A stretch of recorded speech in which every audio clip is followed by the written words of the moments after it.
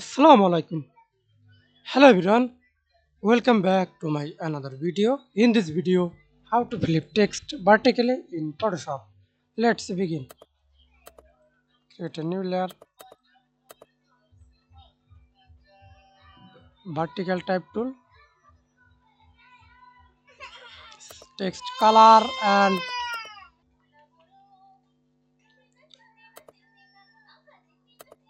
then type text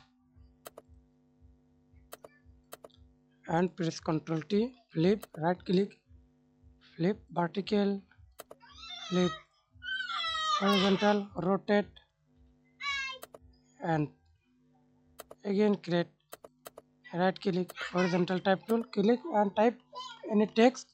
Then apply the same way, press Ctrl T, right click, flip vertical, flip horizontal,